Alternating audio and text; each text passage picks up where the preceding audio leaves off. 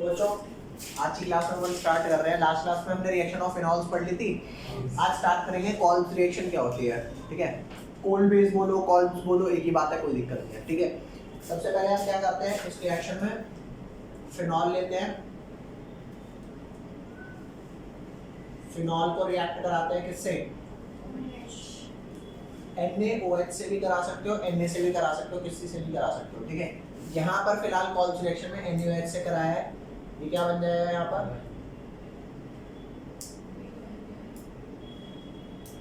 O negative Na positive. ठीक है, ऐसा क्यों करवाया जाता है, क्योंकि यहाँ पर ना लोन पेयर्स होते हैं और लोन पेयर इधर आता है और ये किधर जाता है, इधर ऐसे नेगेटिव चार्ज जाता है। तो लोन पेयर जितना नेगेटिव चार्ज यहाँ डोनेट करके इलेक्ट्रॉन डेंसिटी जमा करते हैं, उससे कहीं ज्यादा इलेक्ट्रॉन डेंसिटी तब जमा हो जाएगी जब ये O नेगेटिव होगा, क्योंकि यहाँ पर न्यूट्रल O है और यहाँ पर O पे क्या चार्ज है, नेगेटिव। तो नेगेटिव चार्ज ज्यादा इलेक्ट्रॉन डेंसिटी यहाँ पर डोनेट करता है, जिसकी वजह से रिएक्शन अच्छी हो जाती है। ठीक है, तो वरना NaOH से रिएक्शन कराने का और कोई मतलब नहीं है। अब जैसे ही मैं इसमें डालूंगा पहला रिएजेंट क्या, पहला रिएजेंट हम डालते हैं CO2, सेकेंड रिएजेंट डालते हैं क्या H+, पहला क्या CO2, दूसरा क्या H+। CO2 और H+ मिलकर COOH बनाते हैं और वो ऑर्थो पोजीशन पे आकर के लग जाता है। ठीक है, तो आपका प्रोडक्ट क्या बन जाता है, ये O नेगेटिव एंड में दोबारा से किस में कन्वर्ट हो जाता है, H+ डलते ही OH में, और यहाँ पर आपका लग जाता है COOH। मान लो अगर ये वाला OH आपका नहीं होता तो आप इसका नाम देते बेंजोइक एसिड। अब क्योंकि यहाँ पर OH है ना, तो अब आप इसका नाम दोगे 2-हाइड्रोक्सी बेंजोइक एसिड, या फिर ये वाला, अरे यार H+ एक थोड़े डाला है, कई सारे होते हैं ना। ठीक है, तो इसका नाम क्या हो गया, इसका नाम होगा 2-हाइड्रोक्सी बेंजोइक एसिड, या फिर इसका एक और नाम होता है और ortho hydroxy benzoic acid, ortho भी कह सकते हो। और इसका एक कॉमन नेम होता है, कॉमन नेम क्या होता है, सैलिसिलिक एसिड। क्या नाम है, सैलिसिलिक एसिड। इसको लिख लो, कॉल्स रिएक्शन काफी पूछी जाती है, नेम रिएक्शन की एक इंपॉर्टेंट रिएक्शन है, फटाफट लिखो इसे जल्दी से।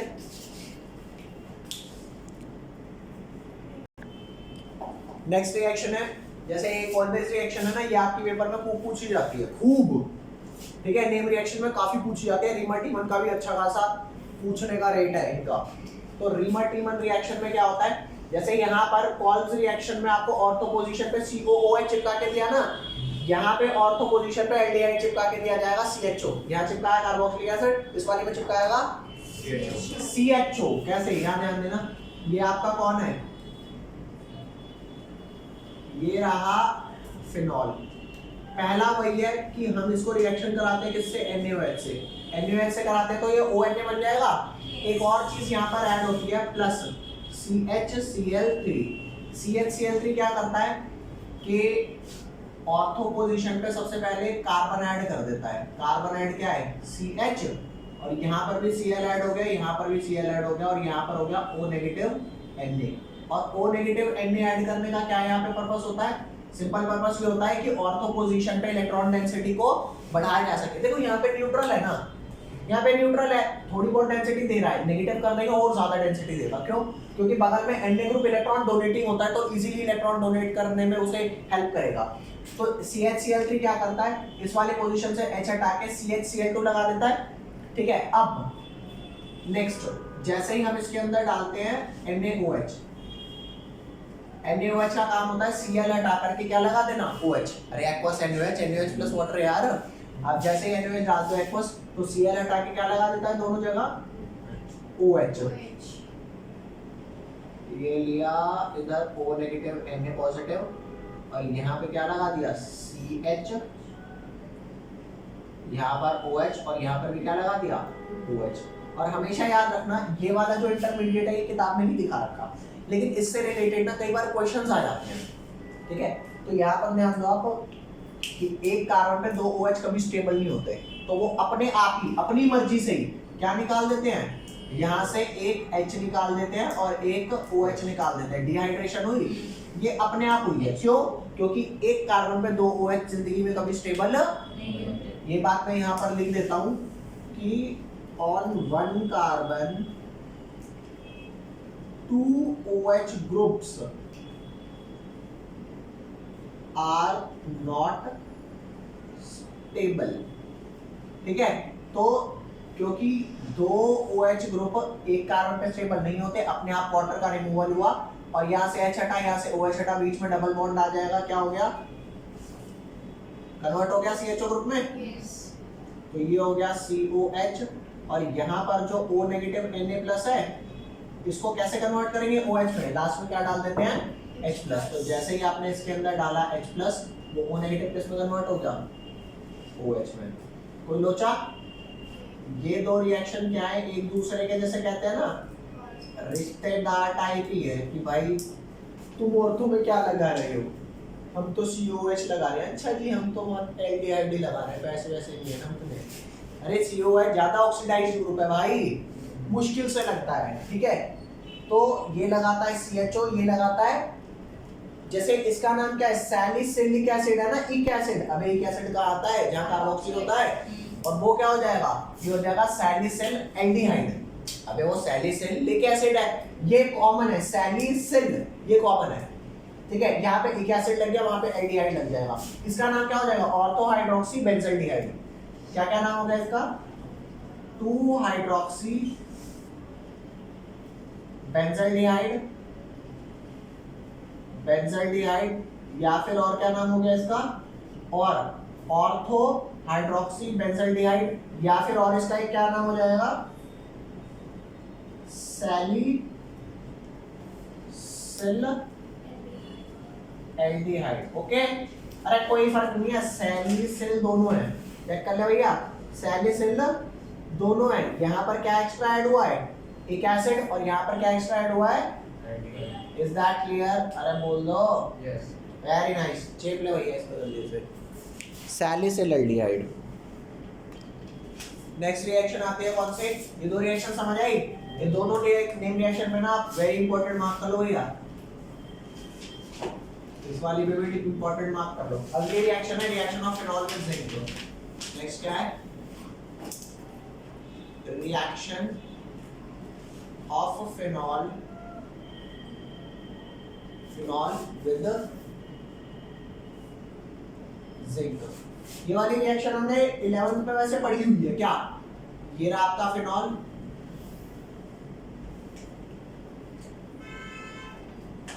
इसको आप रिएक्शन कराओ किससे? जिंक से।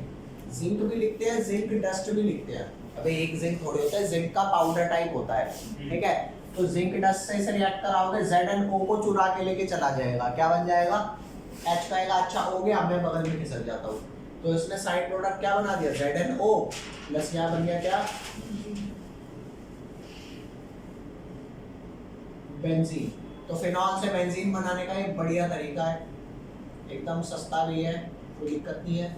नेक्स्ट आते हैं, अगली रिएक्शन काफी इंपॉर्टेंट है, ऑक्सीडेशन रिएक्शन है अगली। ठीक है, अगली रिएक्शन आपको बता देता हूँ कौन सी है भाई, देखो। ये रिएक्शन का आपको बहुत ज्यादा लॉजिक भी समझ आएगा, एज इट इज याद करनी है। ऑक्सीडेशन किसकी? फिनॉल की। ये रहा आपका फिनॉल,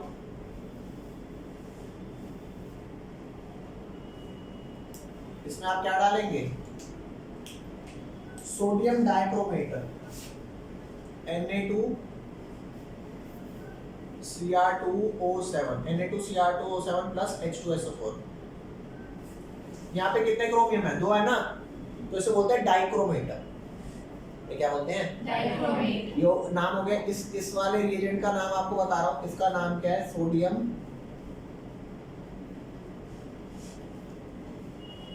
डाइक्रोमेट, सोडियम डाइक्रोमेट। और ये बना देगा क्या इसका? बेंजोक्विनोन। क्या बना दिया इसने? बेंजोक्विनोन।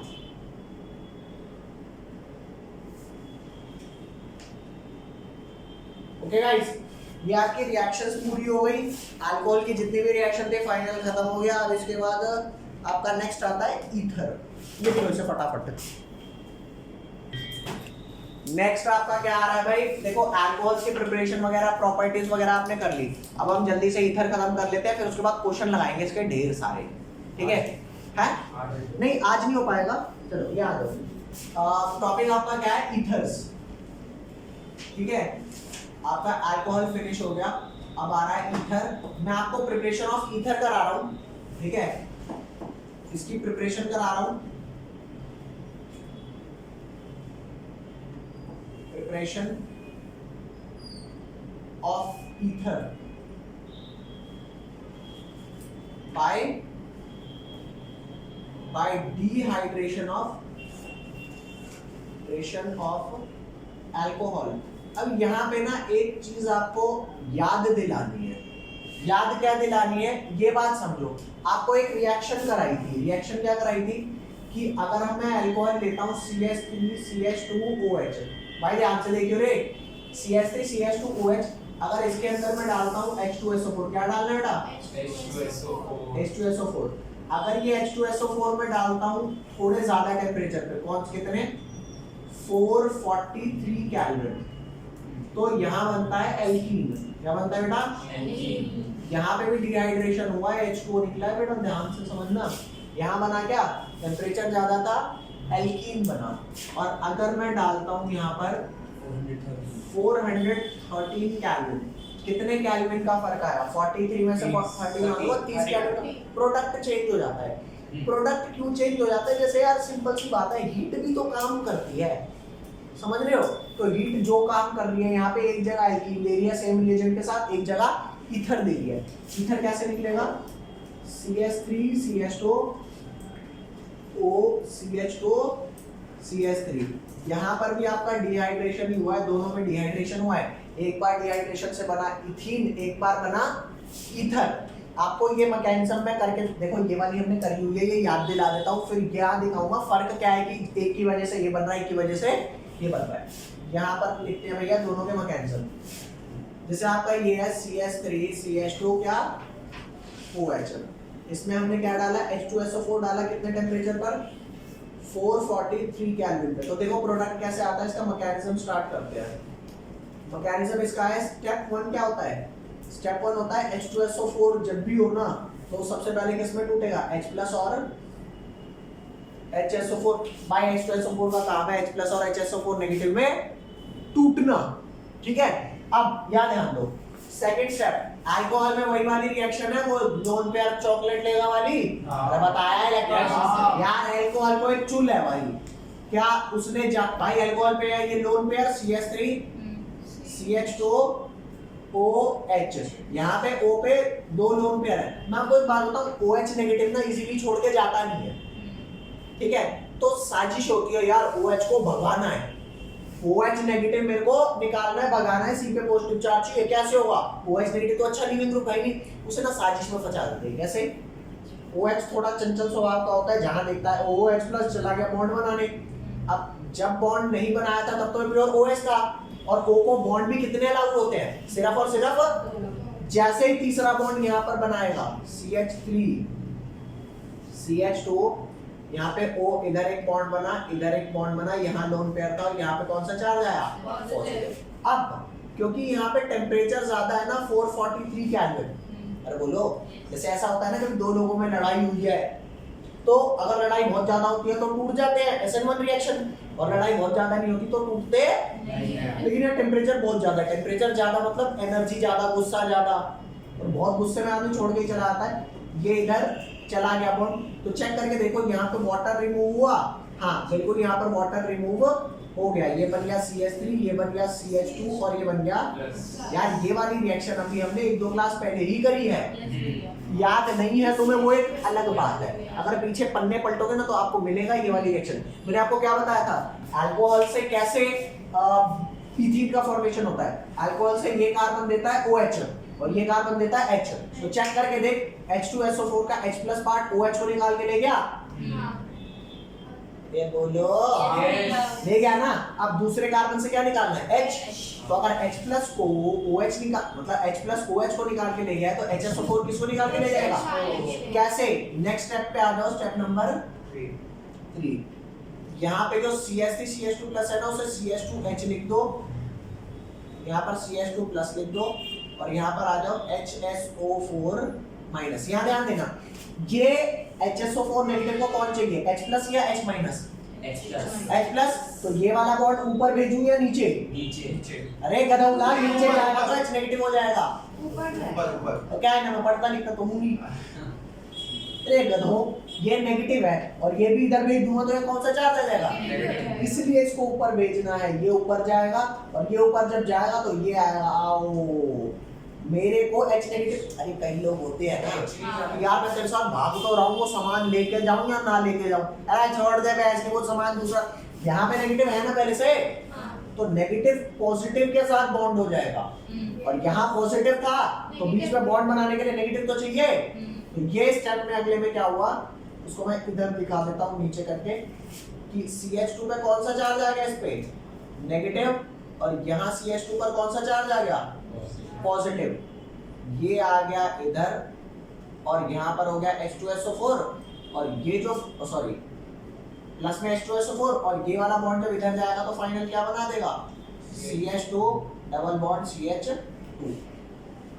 सिर्फ यहाँ पे टेम्परेचर ज्यादा था तो यहाँ पे कार्बोकेटाइन का फॉर्मेशन हुआ और जहाँ कार्बोकेटाइन फॉर्मेशन होता है वहां मैकेनिज्म होती है SN1। ठीक है, इस वाले को आपने पहले लिखा है, आपको वो मैकेनिज्म करके दिखा रहा हूँ कि इथीन का फॉर्मेशन तो आपको पता है, ईथर का फॉर्मेशन कैसे होगा ये बता दो। यहाँ ध्यान दो, स्टेप 1 में कोई फर्क नहीं है। क्या भाई दोबारा सुनना, स्टेप 1 में कोई फर्क नहीं है, H2SO4 H प्लस। अरे समझ भाई, H2SO4 नहीं होता ना तो भाई ये लड़ाई झगड़े इनके नहीं होते। ये OH इधर था, H इधर था, वो तो H2SO4 था ना, एक H प्लस इसे फंसा के ले गया, HSO4 उसे ले गया, बेचारा मॉलिक्यूल छोटा सा बच गया। नहीं, यही बात समझ गए। अब यहाँ पे क्या हुआ है कि ये बड़ा मॉलिक्यूल बना है, यहाँ ध्यान दो। स्टेप 1 वही है, H2SO4 किसमें कन्वर्ट हुआ, H प्लस और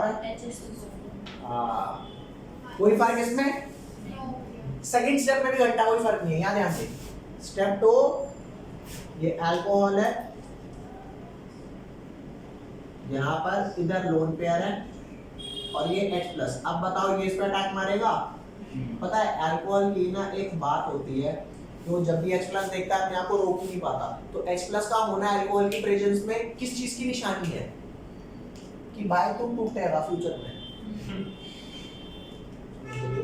भाई तुम पहले किसी से पेयर्ड हो, किसी और से बॉन्ड बनाने क्यों जा रहे हो, नहीं जाना चाहिए।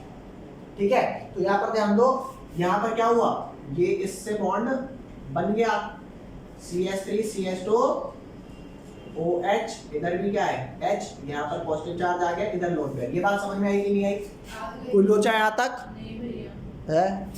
अब पता है यहाँ तो टेम्परेचर ज्यादा था, अरे भाई लड़ाई हुई, गुस्सा ज्यादा था, छोड़ के चला गया। यहाँ पे टेम्परेचर ज्यादा नहीं है, क्या है यहाँ पे टेम्परेचर 413 केल्विन है, टेम्परेचर कम है तो वो छोड़ के नहीं जाएगा। लेकिन कोई आपसे नाराज है, वो आपको छोड़ के नहीं जाएगा, कि इस बात की श्योरिटी आप कुछ भी करो छोड़ के नहीं जाएगा। भाई छोड़ के जाएगा तो उसे पता लग गया कि तेरी किसी और से ही बॉन्डिंग चल रही है। कम टेम्परेचर था, गुस्सा कम था, यहाँ गुस्सा ज्यादा था तो ये छोड़ के चला गया, SN1 हो गया, कार्बोकेटाइन बन गया।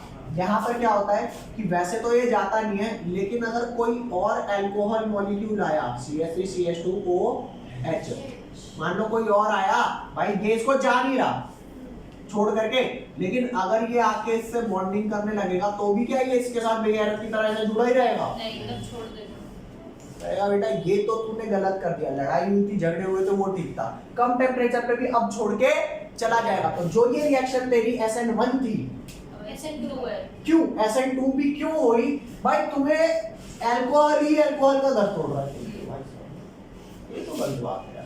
तो ये जैसे ही आएगा ये टूट जाएगा और इस कार्बन का जो यहाँ बॉन्ड बना था ना वो किधर बन जाएगा, वो नीचे वाले O से बन जाएगा। तो याद ध्यान दो भाई, इस वाले स्टेप को मैं कुछ ऐसा लिख देता हूँ 2 कलर से, CH3 CH2O इधर H और यहाँ पे लोन पेयर नीचे है, और ये वाला लोन पेयर क्या करेगा, ऊपर वाले CH2 से बॉन्ड। नहीं आई बात समझ, अरे ये इसके साथ था ना, अब ये इसके साथ बन गया, कोई लोचा। और आप बताओ मेरे को, इसका ऑक्सीजन पे पॉजिटिव चार्ज आएगा नहीं आएगा, आएगा।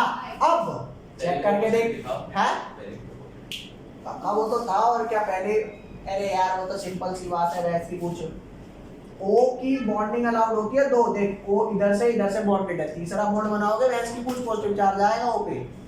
अगर तुम O का तीसरा बॉन्ड बना रहे हो और पॉजिटिव चार्ज नहीं बना रहे तो तुम कहीं ना कहीं गलती कर रहे हो, क्योंकि O को कितने बॉन्ड अलाउड है? 2 अलाउड है, तीसरा वो बना तो लेता है, टेम्पररी होता है, कोई ना कोई टूटेगा। जैसे तुमको कितने बॉन्ड अलाउड है? तुम्हें 1 बॉन्ड अलाउड है बनाना, अभी तुम दूसरा बनाओगे कोई ना कोई एक टूटेगा। ऐसा तो बहुत बड़े वो तो होगी बात, समझो भाई। ए भाई इधर आ, ए इधर आ। अब एक बात बता, यहाँ O के और बॉन्ड बन गए तो अब O का कोई एक बॉन्ड टूटेगा नहीं टूटेगा? तू खुद सोच के देख, तेरा मॉलिक्यूल बनना क्या चाहिए?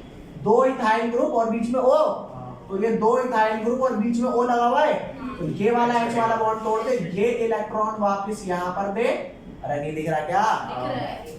ओ भैया भैया भैया, इन्हें दिखा दूं? इन्हें दिख रहा? इन्हें ज्यादा दिख नहीं रहा, इन्हें दिखा देता हूँ। ले भैया तुम थोड़ा ध्यान से देखो, ये देखो हाइब्रिड उसमें है।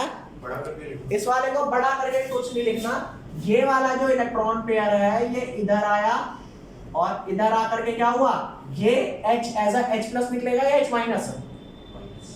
H+। अरे भाई ये तो बिल्कुल ही सो रहा है। भाई एक बात बता, ये H से दूर बॉन्ड जा रहा है, और H से दूर क्यों जा रहा है? क्योंकि O पे जो पॉजिटिव चार्ज आया है तीसरा बॉन्ड बनने से, वो लोन पेयर वापस देने हैं ना। तो ये तेरा बन जाएगा क्या कि जो तेरा वो CH3 CH2 और यहाँ पर O लगा हुआ है, ठीक है, ये बॉन्ड आते हैं इधर, यहाँ लोन पेयर रीजन, यहाँ लोन पेयर रीजन, और यहाँ पर CH2 और यहाँ पर CH3। अब यहाँ से H+ निकाल गया, इस मॉलिक्यूल को सीधा कर दे, तेरा बन गया इथर। यही बात समझ बच्चों, ध्यान देना हुआ क्या है। अब अगर आपको मैं यहाँ पर दिखाऊं, दोनों ही मॉलिक्यूल के अंदर क्या हुआ है भाई, समझो। इस दोनों ही मॉलिक्यूल में यहाँ पर भी क्या हुआ है, एलिमिनेशन ऑफ वाटर, डिहाइड्रेशन। यहाँ भी क्या हुआ है, एलिमिनेशन ऑफ वाटर। बोल लो भाई। भाई कैसे समझाऊं तुम्हें समझाने का कोई बहुत ज्यादा बढ़िया तरीका है नहीं। पहला स्टेप दोनों में सेम, दूसरा स्टेप दोनों में सेम, फर्क आया टेम्परेचर का। तुम्हें लग रहा है कि अगर टेम्परेचर का फर्क नहीं होता तो ऐसी रिएक्शन चाहिए, जैसे हम टेम्परेचर को ज्यादा इज्जत नहीं देते ना ऑर्गेनिक केमिस्ट्री में, लेकिन टेम्परेचर फर्क करता है। नहीं आई बात समझ? अरे बोलो, आ गई ना? बस तो ये वाला मॉलिक्यूल अब आप सीधा करके लिख दो। सीधा करके कैसे लिखा जाएगा, CH3 CH2 O CH2 CH3। अरे बन गया। बता, यहाँ पे SN1 रिएक्शन थी, वहां पे कौन सी हुई है? हाँ, क्योंकि जब ये आया है तब वो गया है, वरना अरे यहाँ पे इसके एलिमिनेशन के लिए दोनों ही जिम्मेदार हैं। तो यहाँ पर मैकेनिज्म आपकी क्या हो गई, SN2। इज दैट क्लियर और नॉट? पक्का? ये पेपर में जो मैकेनिज्म है ये भी 2 मार्क्स की, जब मैंने पढ़ाया था तो बताया था कि 2 मार्क्स का पूछा जाता है, और ये वाली मैकेनिज्म भी इक्वली 2 मार्क्स में पूछी जाती है। ये वो मैकेनिज्म है जो आती है आपकी, लिख लो इसे। चल इधर आ, सुन मेरी बात, सुन, कोई दिक्कत नहीं। मैं आपको ये कह रहा हूँ कि जो अभी आपने करा ना एसिड डिहाइड्रेशन, अरे यार अल्कोहल की डिहाइड्रेशन से आपने ईथर बना दिया, इसके कुछ डिसएडवांटेज है, ठीक है। ईथर 2 टाइप के होते हैं, सिमेट्रिकल होता है और एसिमेट्रिकल कह लो, एसिमेट्रिकल ईथर कह लो। तो सबसे पहले यहाँ पे मैं आपको लिखवाता हूँ कि disadvantage of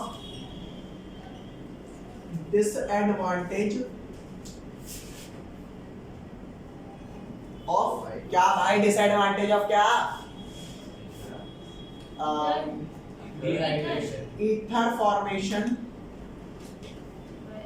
formation by dehydration of alcohol, by dehydration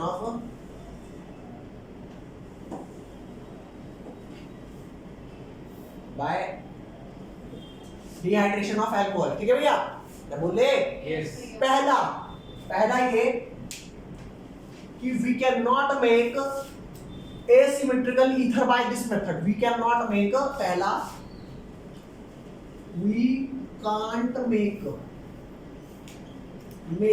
क्या, asymmetrical की स्पेलिंग गलत है, पता नहीं चले कोई नहीं। asymmetrical ether डबल एम आएगा, तुम्हारा भी सही है भाई। asymmetrical ether by this method। अब asymmetric, जैसे चेक करो, आपने इथेनॉल लिया, मेरी बात सुनना, आपने क्या लिया गाइस, इथेनॉल। तो इथेनॉल जब आप डिहाइड्रेट करोगे तो दो इथेनॉल के मॉलिक्यूल चिपकेंगे CH3CH2OH और दूसरा भी क्या चिपकेगा CH3CH2। अरे यही तो चिपकेंगे दो। तो ये जो आपका ईथर मिला, इस ईथर के दोनों साइड पे क्या सेम एल्काइल ग्रुप नहीं है? अरे बोलो सेम है ना। तो इसको कौन सा ईथर बोलते हैं? इसको बोलते हैं सिमेट्रिकल। क्यों? क्योंकि दोनों तरफ जो एल्काइल ग्रुप है उनमें नंबर ऑफ कार्बन क्या है? सेम है। ठीक है, तो आप इससे सिमेट्रिकल ईथर तो बना सकते हो लेकिन एसिमेट्रिकल ईथर नहीं। तो ये पहला डिसएडवांटेज है। तो एसिमेट्रिकल ईथर के लिए दूसरा मेथड है। और एक चीज और यहाँ पे बताता हूं। आप इसे कैसी फॉर्म में लिख सकते हो? ठीक है, we can only make symmetrical ether by this method, या we can not make asymmetrical। समझ गए बात? इससे सिर्फ क्या बनाए जा सकते हैं? सिमेट्रिकल। और आप मेरे को एक बात बताओ, ये जो अल्कोहल है ये 1 डिग्री है 2 डिग्री है? अरे ये वाला काका ये कौन सा है? ये 1 डिग्री अल्कोहल है ना। तो यहाँ पे जो एल्काइल ग्रुप लगे हैं ये भी कौन से हैं? 1 डिग्री अल्काइल ग्रुप। अरे यार 1 डिग्री अल्कोहल से 1 डिग्री अल्काइल ही तो आएगा। ये बता कौन सा है? CH3 CHOH CH3। ये कौन सा डिग्री अल्कोहल है? 2 डिग्री हुआ। तो 2 डिग्री अल्कोहल से अगर मैं बनाना चाहूँ तो 2 डिग्री अल्काइल आएगा। 2 डिग्री अल्काइल वाला भी पॉसिबल नहीं। 2 डिग्री और 3 डिग्री अल्काइल वाले ईथर इसलिए पॉसिबल नहीं है, मैं बताता हूँ आपको। 1 मिनट, बस 1 मिनट यहाँ ध्यान दो। पहले इससे अगर आप ईथर बनाना चाहो ना तो इससे इथरिफिकेशन कैसे? H2SO4 at what temperature? 413 kelvin. Ether नहीं बनेगा, क्या बनेगा? चाहे टेम्परेचर कम रख चाहे एल्कीन बनेगा। आपको घंटा कुछ समझ नहीं आया? मैंने 413 और 443 में दोनों में एल्कीन बनेगा, दोनों में SN1 होगा, दोनों में H2O छोड़ के क्यों? ये बताता हूँ। क्योंकि जब H2O छोड़ के गया था तो कार्बोकेटाइन बना था। 1 डिग्री में तो पता ही क्या होता है? 1 डिग्री में क्या होता है कि 1 डिग्री में अगर टेम्परेचर ज्यादा है तो ही छोड़ के जाएगा, कार्बोकेटाइन बनाएगा। टेम्परेचर कम है तो, क्योंकि 1 डिग्री कार्बोकेटाइन अनस्टेबल नहीं होता। लेकिन 2 डिग्री 3 डिग्री पता है क्या कहते हैं? कुछ लोग पता है कैसे होते हैं, उनसे लड़ाई छोटी हो या बड़ी हो, वो इतने एटीट्यूड में रहते हैं ना कि वो तुम्हें छोड़ के चले ही जाएंगे। लेकिन कुछ लोग कैसे होते हैं, बहुत ज्यादा लड़ाई है तो ही छोड़ के जाएंगे, कम है तो 1 डिग्री अल्कोहल का 1 डिग्री कार्बोकेटाइन इतना स्टेबल नहीं होता। एक्सट्रीम कंडीशन होती है 443 केल्विन टेम्परेचर होगा तो ही कार्बोकेटाइन बनेगा और एल्कीन बनाएगा। 413 है तो कार्बोकेटाइन इजीली नहीं बनेगा, ईथर बनाएगा। अरे बोलो, तो यहां ध्यान देना कि बाय दिस मेथड, सेकंड यहां लिख देता हूं, बाय दिस मेथड, मेरी बात सुनना, by this method we can only make ether having 1 degree alkyl groups. Okay? अरे बोलो, तो लिखो by this method we can only make ether